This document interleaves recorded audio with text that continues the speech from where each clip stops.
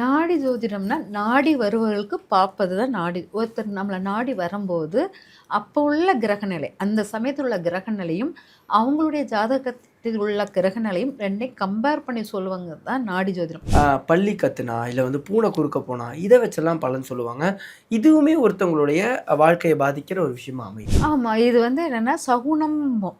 ம். சகுனம் அந்த சகுனங்கள் நம்மளுக்கு பூமியில் நடக்கும் மிருகங்களால் ஏற்படும் சகுனங்களே நம்ம சொல்லுவோம். ம். பச்சோந்தி குறுக்க போச்சு. அப்ப பச்சோந்தி குறுக்க போச்சுன்னா என்னன்னா, பச்சோந்தி இடத்துக்கு தக்கன தன்னுடைய நிறத்தை மாற்றிக்கொள்ளும் குணமுடையது. ம். இப்ப பூனை குறுக்க போகுது. பூனை நம்ம மாந்திரிகம், தாந்திரிகத்துக்குள்ள சக்திக்கு பூனைக்கும் நிறைய தொடர்பு உண்டு. அதே மாதிரி பல்லி கத்துதல் சில இடத்துக்கு நம்மளுக்கு நம்ம வார்த்தைகள் சில வார்த்தைகள் பேசும்போது பல்லி சவுண்ட் ததாஸ்து அப்படின்னு சொல்லிட்டு அப்படியே ஆகட்டும்ங்கிற மாதிரி சொல்ற விஷயங்கள் நேர்மறை எண்ணங்களாக கொடுத்துக்கிட்டே இருந்தீங்கன்னா அது பவர்ஃபுல்லா இருக்கும். நீங்க எதிர்மறை எண்ணங்கள் உங்களுக்கு கொடுக்கும்போது அது உங்களுக்கு நெகட்டிவாக இருக்கும். அடுத்தால ஒரு பயங்கரமான ஒரு கெடுதல், கண்டிப்பாக பள்ளி தலையில் விழுந்தா உயிராபத்து உண்டு, கண்டங்கள் உண்டு, உச்சந்தலையில் உழக்கூடாது.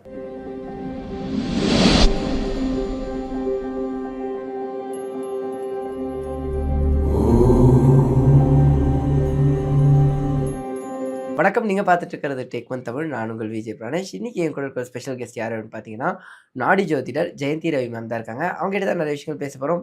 வாங்க பேசலாம். வணக்கம் மேம். வணக்கம்மா மேம், இப்போ ஜோதிடத்திலேயே பலவிதமான ஜோதிடம் சொல்கிறாங்க. அதாவது முகம் பார்த்து ஒரு சில ஜோதிடம் சொல்கிறாங்க, பல கை பார்த்து ஜோதிடம் சொல்கிறவங்க இருக்காங்க. இவ்வளோ ஜோதிடங்கள் பலவிதமாக மாறிடுச்சு. நாடி ஜோதிடம்ங்கிறது எந்த மாதிரி மாறும்? நாடி ஜோதிடம்னா பலர் ஓலைச்சுவடி சொல்கிறாங்க, ஒரு சிலர் நாடி பிடிச்சி பார்த்து சொல்கிற ஜோதிடம்னு சொல்கிறாங்க. நாடி ஜோதிடம்னா என்ன? நாடி ஜோதிடம்னா, நாடி வருவர்களுக்கு பார்ப்பது தான் நாடி. ஒருத்தர் நம்மளை நாடி வரும்போது அப்போ உள்ள கிரகநிலை, அந்த சமயத்தில் உள்ள கிரகநிலையும் அவங்களுடைய ஜாதகத்தில் உள்ள கிரகநிலையும் 2யும் கம்பேர் பண்ணி சொல்லுவாங்க தான் நாடி ஜோதிடம். இது ஒரு கிரகநிலையை வைத்து எடுக்கக்கூடியது. இது ஓலைச்சுவடியை வச்சு சொல்வதில்லை. கையை பிடித்து சொல்கிறாங்க அப்படின்னு சொன்னீங்க இல்லையா நாடி ஜோதிடம். கையை பிடித்து சொல்லும்போது என்னென்னா, இங்கே பித்த நாடி, கபர் நாடி, அந்த 3 நாடிகள் இருக்கு இல்லையா, இந்த 3 நாடிகளும் நம்மளுடைய ஜாதக கட்டத்தில் இருக்கும். நம்ம ஜாதக கட்டத்தில் நெருப்பு ராசி, நீர் ராசி, காற்று ராசி, நிலராசின்னு இருக்குது. அந்த நம்மளுக்கு இப்போ எந்த நாடி ஓடுதுங்கிறத கண்டுபிடிச்சி அதை நம்ம லக்னத்தில் எங்கே நிற்குது, நம்ம ராசியில் அவங்க வர நேரத்தில் சந்திரன் எங்கே நிற்குதுன்னு பார்த்துட்டு அதை வச்சு ஆக்டிவேட் பண்ணாலே நம்மளுக்கு முடிஞ்சிடும். அதுதான் நம்ம கையை பார்த்து நாடி ஜோதிடம் பண்ணுறோம். கை நாடியை பிடித்து சொல்வது அந்த மாதிரி எடுத்துக்கலாம் விளைஞ்சி. மற்றபடி இதில் ஒரு ஓலைச்சுவடியை வைத்து நாடி ஜோதிடம் உருவாகுவது இல்லை. அதுதான் உண்மை. மேம், இப்போ பார்த்தீங்கன்னா, இந்த பலன் சொல்லும்போது பல்லி கத்துனா, இல்லை பூனை குறுக்க போனா, இதை வச்செல்லாம் பலன் சொல்லுவாங்க. இதுவுமே ஒருத்தவங்களுடைய வாழ்க்கையை பாதிக்கிற ஒரு விஷயமா அமையும். ஆமாம். இது என்னென்னா சகுனம்போம். சகுனம் அந்த சகுனங்கள் நம்மளுக்கு பூமியில் நடக்கும் மிருகங்களால் ஏற்படும் சகுனங்களே நம்ம சொல்லுவோம். இப்போ அன்னைக்கு வரும்போது ஓணாங் குறுக்க போச்சு. ஓணாங் குறுக்க போச்சு. ஓணாங் குறுக்க போனுச்சுன்னா அதான் ஓணாங்கிறதுல பச்சோந்தி குறுக்க போச்சு. அப்போ பச்சோந்தி குறுக்க போச்சுன்னா என்னன்னா, பச்சோந்தி இடத்துக்கு தக்கன தன்னுடைய நிறத்தை மாற்றிக்கொள்ளும் குணமுடையது. இப்போ அது குறுக்க போச்சுன்னா என்னன்னா, இந்த தன்மை இல்லாத ஒரு இடம், இந்த பச்சோந்தி தன்மை இல்லாத ஒரு அந்த இடத்துக்கு போகிறோம். இது என்னன்னா ஒரு தடையான ஒரு விஷயம் அப்படிங்கிறது. பச்சோந்தினா நம்மளுடைய ஒவ்வொரு இதுக்கு தக்கன மாறுதல். இப்போ கீரிப்பில் குறுக்க போச்சுன்னா பணம் சார்ந்த விஷயத்தில் நமக்கு சக்ஸஸ் ஆகுது. இப்போ பச்சோந்திங்கிறது யாருன்னா, எந்த இடத்துக்கு தக்கன பேச தெரிஞ்ச விஷயங்களை நான் பேச போகிறது தக்கன அதாவது இடத்துக்கு தக்கன மாறுதல் கொடுக்கக்கூடிய இடத்தில் கொஞ்சம் கவனமாக இருக்கிற மாதிரி ஒரு ஐடென்டிஃபை பண்ணுறது தான் அந்த பச்சோந்தியுடையது.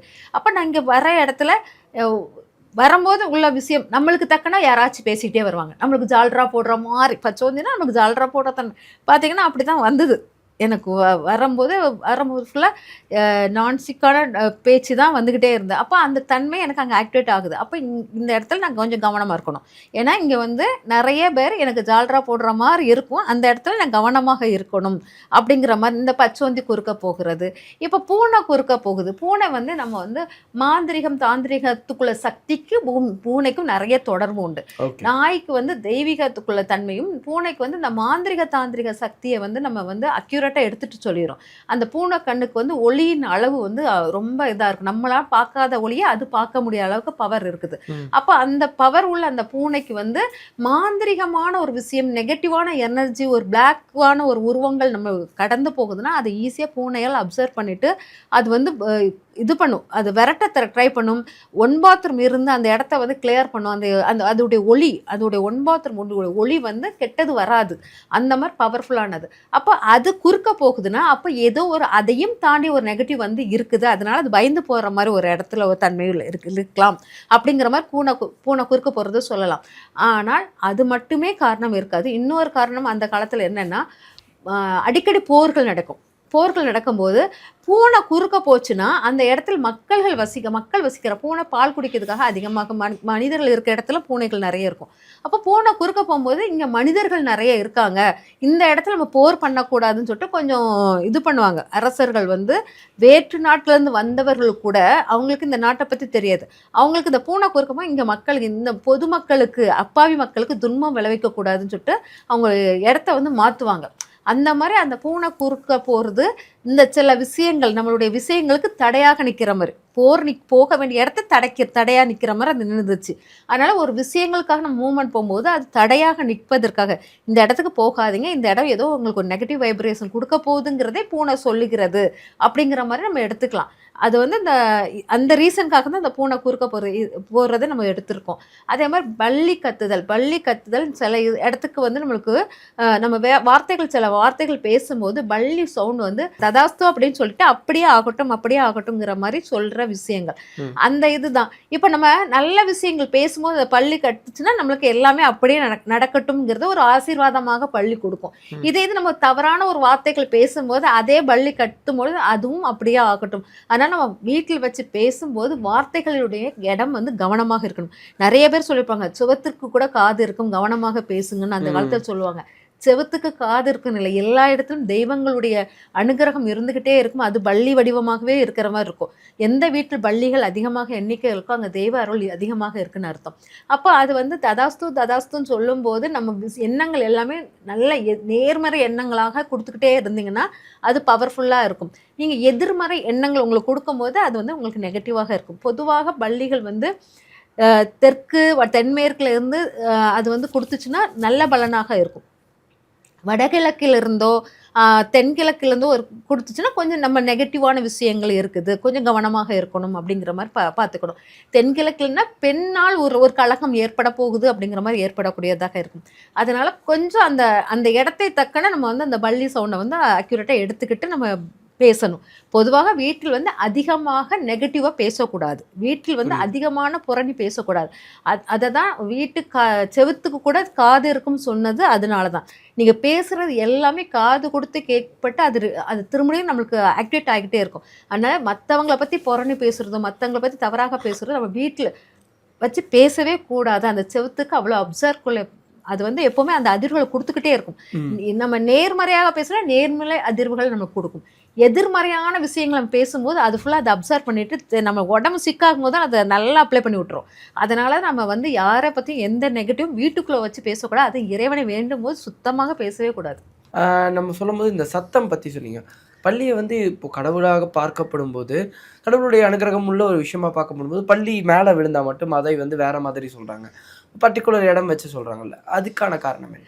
அதாவது கடவுளுடைய அனுகிரகம் உள்ள பள்ளி தான். இப்போ அதாவது நம்மளுக்கு நல்லது கெட்டதை சொல்வதற்கு நம்மளுக்கு ஒரு வயது முதிர்ந்தவர்கள் வேணும். வயதானவர்கள் இருந்தாங்கன்னா அந்த வீடு வந்து ரொம்பவே நம்மளுக்கு நல்லது கெட்டதை கரெக்டாக சீராக்கி கொண்டு வழி நடத்திட்டு போவாங்க. அதே அம்சம்தான் நம்மளுடைய தெய்வங்களும். நல்லது கெட்டதை சொல்வதற்கு அவருக்கு உள்ள பாஷை என்ன வேணும், அவருக்கு ஒரு பாஷை வேணும், அவருடைய வார்த்தைகளால் சொல்வார். அடுத்தால ஒரு பயங்கரமான ஒரு கெடுதல், கண்டிப்பாக பள்ளி தலையில் விழுந்தால் உயிராபத்து உண்டு, கண்டங்கள் உண்டு. உச்சந்தலையில் விழக்கூடாது. உச்சாந்தலையில் நம்மளுக்கு வந்து முடியல பட்டுட்டு போனால் பரவாயில்ல, அந்த உச்சாந்தலையில் விழும்போது நம்மளுக்கு ஒரு அதிர்வு வரும். இங்கே டக்குன்னு உழுறது, முடியல மட்டும் இப்படி பட்டுட்டு போச்சுன்னா அது ஒன்றும் நெகட்டிவ் வராது. ஆனால் நல்லா உச்சாந்தலை நல்லா ஆழமாக விழுற மாதிரி விழுந்துருச்சுன்னா அந்த மண்டையோடு பட்ட மாதிரி பட்டுருச்சுன்னா கண்டிப்பாக அது கெட்ட பலன்கள் ஏற்படும். அப்போங்கும்போது அதை முன்னக்கூட்டியே தெரிவிக்கிறதுக்கு நம்மளுக்கு எப்போவுமே ஒவ்வொரு விஷயமும் கலங்கரை விளக்கத்தில் ஒரு கப்பல் வருது அப்படின்னா ஒரு இது பண்ணுறோம் இல்லையா, ஒரு விளக்கு கொடுக்க, அதே போல் தான் கடவுளும் நம்மளுக்கு கெட்டது வருதுன்னா ஒரு அறிகுறி கொடுக்குற ஒரு விஷயத்த இந்த வரப்போகுதுங்கிறத இன்ஃபார்ம் பண்ணுறாங்க. நம்ம தப்பிக்கிறதுக்கு ஏதாச்சும் வழி இருக்குதா? இப்போ கப்பல் வந்து கவுள போகுதுன்னா நம்மளுக்கு ஒரு சிக்னல் கொடுப்பாங்களே, அது நம்ம யாருனாலும் எப்படினாலும் தப்பிச்சுக்கோங்க அப்படிங்கிற மாதிரி. அதே போல் தான் இங்கே வந்து அவர் கொடுக்குறது, இங்கே ஒரு நெகட்டிவ் இருக்குது, நீ தயவு பண்ணி இதுலேருந்து மூவ் ஆன் பண்ணு அப்படிங்கிறது. நம்ம குலதெய்வத்தை பிடிக்கிறோமா, இஷ்ட தெய்வத்தை பிடிக்கிறோமா, இல்லாட்ட ஜீவ சமாதிக்கு போகிறோமா, இல்லாட்ட உங்களுடைய குருக்கிட்ட போய் சரணடைகிறீங்களா, இதெல்லாமே உங்களுடைய விழும் பள்ளியின் அளவை வச்சு நீங்கள் பரிகாரத்தை எடுத்துக்கலாம். ஓகே. அதனால நம்மளுக்கு கொடுக்குற ஒரு சிக்னல் தான் எடுக்கணும். கடவுள் கெட்டது செய்யறதுக்காக அந்த பழியை விட வைக்கல, நம்மளுக்கும் ஒரு அறிவுறுத்துற, அதுக்காக தானே கடவுள் உட்கார்றாரு. முன்னகிட்டே நான் உனக்கு சொன்னேன், ட்ரை பண்ணினேன், நீ எதுவுமே காதில் வாங்கலைன்னா நம்ம என்ன பண்ண முடியும்? அடுத்த ஒரு தெளிவான விளக்கம் கொடுத்தீங்க. ரொம்ப நன்றி. நன்றிம்மா.